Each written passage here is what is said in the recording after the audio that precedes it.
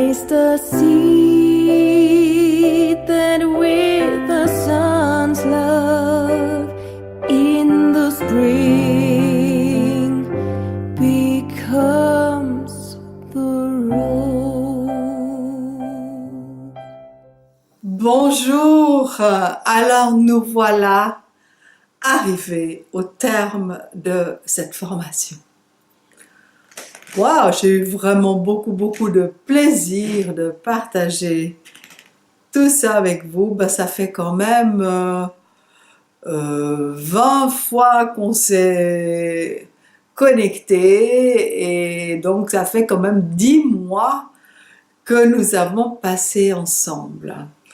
Et je vous remercie d'être encore là parce que il faut savoir que la majorité de ceux qui auront acheté le programme ne vont pas jusqu'au bout. C'est comme ça pour toutes les formations. Les gens achètent des programmes et puis quand ça commence à devenir un peu difficile, ils décrochent et puis après ils n'ont plus le courage de se remettre dedans. Mais voilà, vous êtes là, donc vous faites partie des grandes exceptions qui allaient jusqu'au bout et je vous félicite d'être arrivé jusque-là. Et ben, rappelez-vous ce que je vous disais dans la toute première vidéo sur apprendre à apprendre. Le cerveau est programmé pour oublier. Et il faut donc que vous rafraîchissiez de temps en temps les nouvelles connaissances que vous avez acquises parce que vous y avez passé énormément de temps si vous êtes arrivé jusque-là, et ce serait vraiment extrêmement dommage que ça se perde. C'est dommage pour l'investissement de temps et d'argent que vous auriez fait. Donc, reprenez de temps en temps vos notes, regardez aussi occasionnellement de nouveau ces vidéos, elles vous sont acquises à vie, donc reprenez-les, reprenez un chapitre, voilà, utilisez en fait ce matériel. Alors, en guise de conclusion, je voulais surtout faire peut-être un résumé, je vais surtout peut-être faire un survol rapide de tout ce que nous avons vu. Alors nous avons donc commencé par apprendre à apprendre, et puis ensuite nous avons passé en revue les émotions primaires qui sont donc l'équipement psychologique instinctif avec lequel nous sommes tous équipés depuis notre premier jour.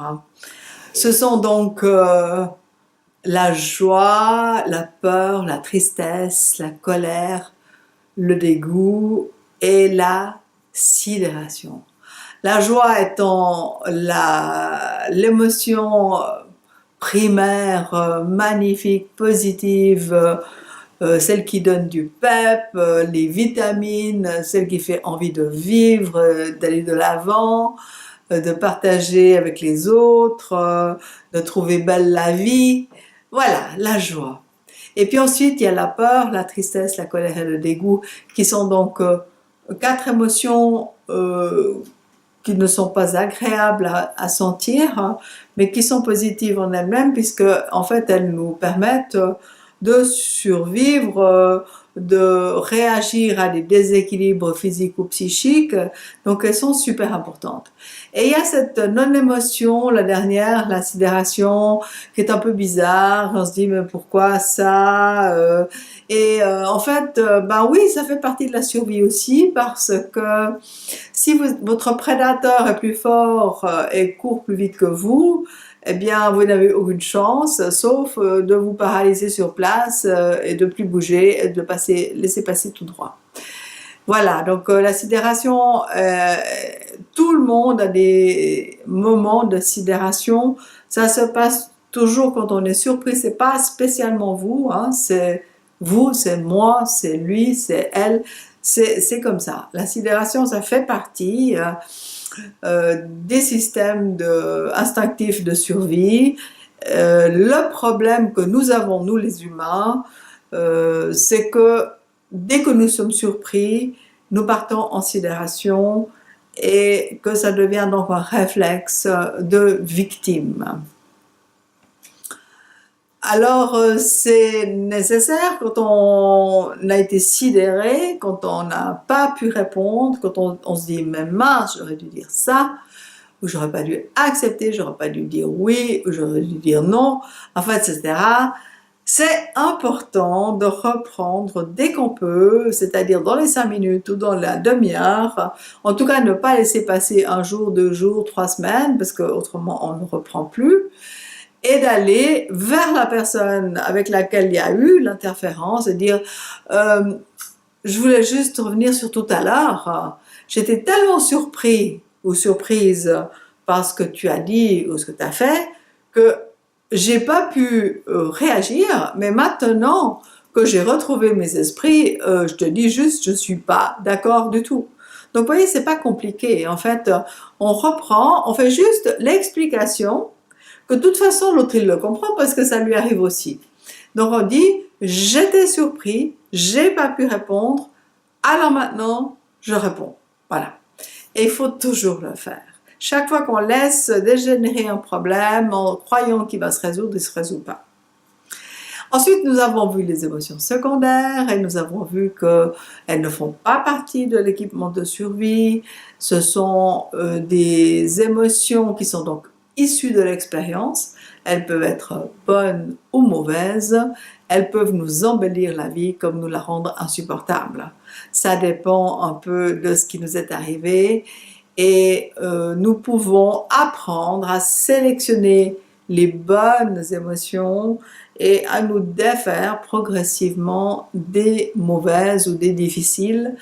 Mais parfois, il faut quand même se faire aider par un thérapeute pour débarrasser un peu le disque dur de ces virus qu'on s'est pris dans nos programmes.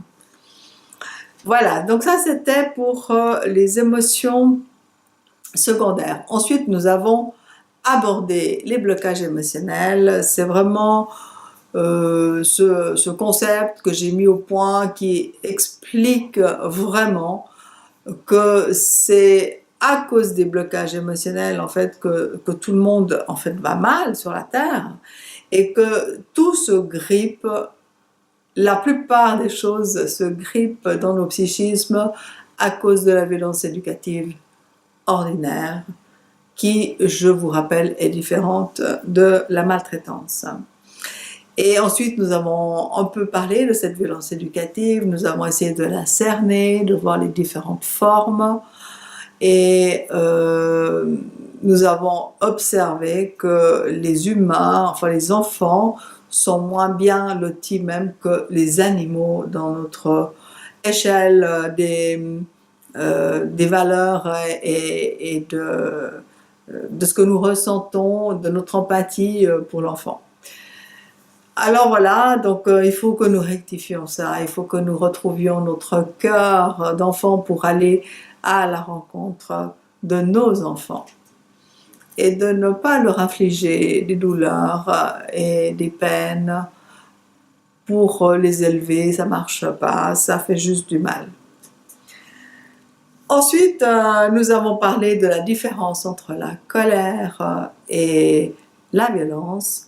La colère étant donc une émotion primaire et la violence étant donc une émotion secondaire. Et nous avons vu que la colère est une émotion de puissance alors que la violence est une émotion d'impuissance. Tout cela nous a amené à aborder la problématique abusive et nous avons examiné ce qui se passe et nous avons vu que chaque abuseur a une partie victime et chaque victime a une partie abuseur. C'est important de se rappeler ça parce que ça permet de comprendre tout à coup des changements d'état bizarres avec des personnes où normalement on ne comprend pas ce changement, mais là, d'avoir identifié cette espèce de double partie nous permet de mieux comprendre tout ça et de mieux nous comprendre nous-mêmes quand nous faisons des changements d'état. nous avons vu que les abuseurs sont en fait des enfants qui ont été extrêmement maltraités, qu'ils sont la première victime de toute l'histoire, mais qu'ils ne le savent pas, à cause du déni.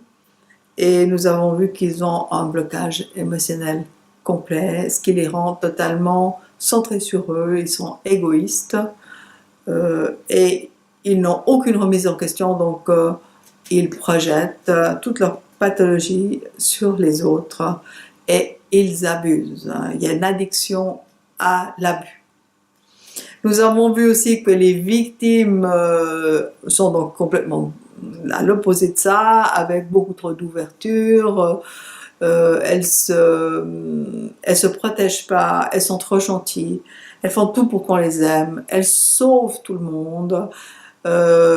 Souvent elles s'agressent elles-mêmes, de temps en temps elles piquent quand même. Et en fait, dans la mesure où elles n'arrivent pas à se protéger,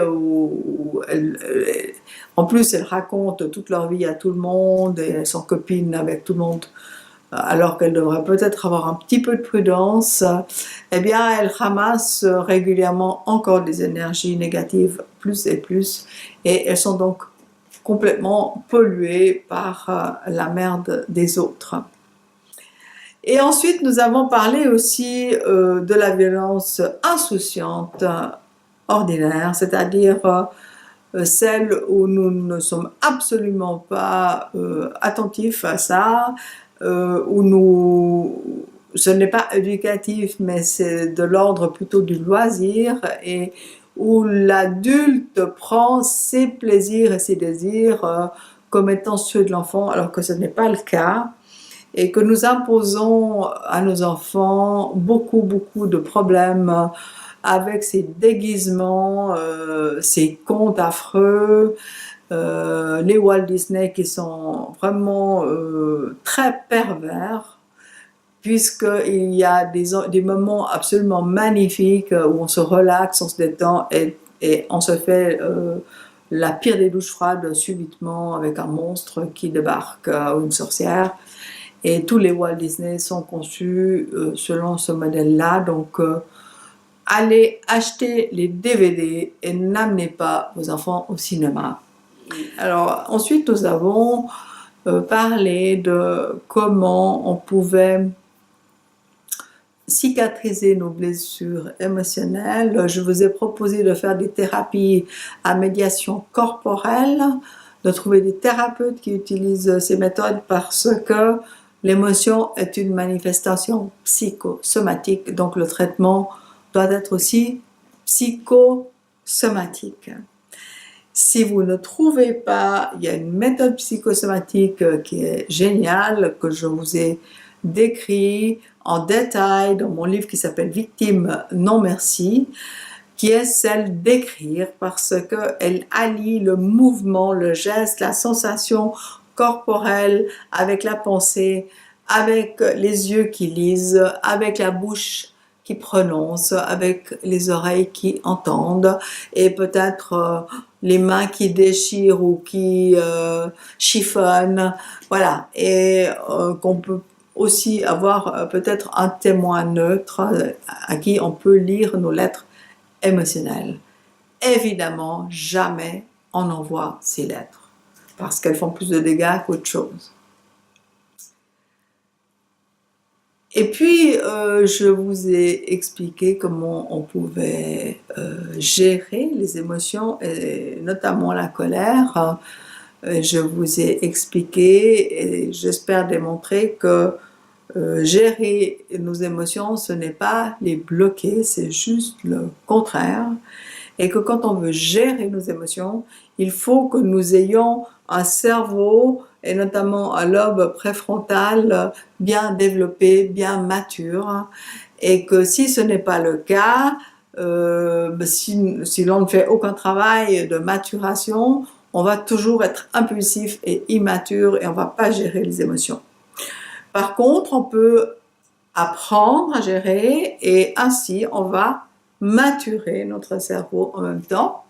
Et donc la méthode la meilleure, c'est celle de l'affirmation qui est ponctuée avec des petites pause entre les mots. Voilà, comme ça. Pour mettre en rythme lent et posé et affirmer, disant je ne suis pas du tout d'accord avec ce que tu viens de faire ou de dire. Voilà, cette colère d'affirmation qui est très efficace. Qu'est-ce que j'ai oublié? Oui, pour finir, l'idée c'est de savoir comment on peut réparer les dégâts si on en a fait, et on peut réparer. La première chose étant vraiment d'accepter la prise de conscience qui parfois est très très douloureuse, l'accepter parce que c'est le seul moyen de pouvoir aller de l'avant, se remettre en question et ensuite se pardonner ce qu'on a fait en se disant qu'on n'a pas pu faire mieux que ça, et ensuite demander pardon aux autres, un pardon authentique qui est extrêmement réparateur. C'est la reconnaissance du préjudice, c'est fabuleux. C'est ce que les victimes attendent toujours de la part des abuseurs, et c'est ce qu'ils ne font pas. Mais quand ça arrive une fois très exceptionnellement comme ça, mais c'est juste extraordinaire. Donc faites-le avec vos, entre guillemets, victimes. Les cas les plus fréquents sont quand même les cas de nos enfants qu'on a violentés pour les élever. Donc là, il faut absolument reprendre et leur demander pardon et changer nos méthodes éducatives. Et pour ça, il faut se documenter, il faut s'aider, il faut participer à des groupes de parents, des forums, enfin voilà. Il y a toutes sortes de choses qu'on peut faire. Et puis, à la fin, je vous ai parlé du Ho'oponopono, la petite phrase magique, je suis désolée, pardon, merci, je t'aime. Voilà, donc nous avons fait le tour et nous arrivons donc à la fin maintenant de ce programme. On va pas pleurer de se quitter.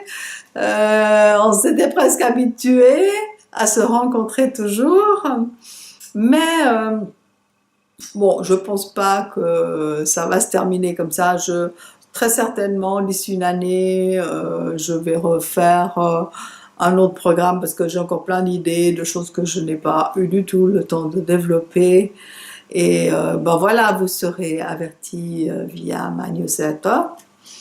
En attendant, tout de suite là, j'ai pas le temps de m'occuper de ça parce que je vais mettre en place mon blog, je vais mettre en place aussi des podcasts. Ça va prendre un peu de temps pour s'organiser. Et puis ensuite, je vais m'occuper de mon livre. Il faut absolument, il est écrit. Il est en attente parce qu'il faut maintenant faire des mises en page informatiques. Enfin, faut le préparer pour le sortir et ça se fait pas comme ça. Donc c'est ça un peu les prochaines choses que je vais faire dans ce domaine de l'information pour la prise de conscience des violences qu'on fait aux enfants et pour arrêter ça et pour aider à construire la paix sur la terre. Et je vous propose de faire la même chose.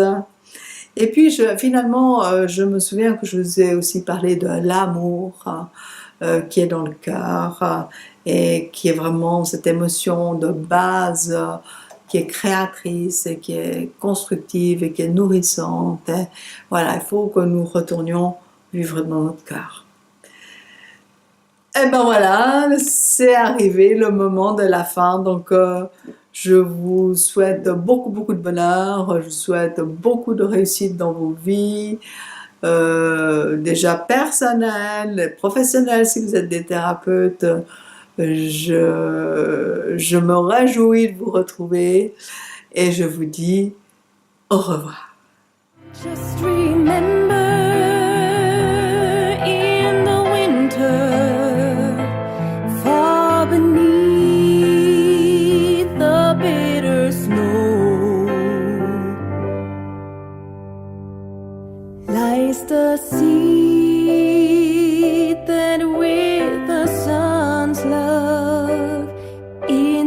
spring because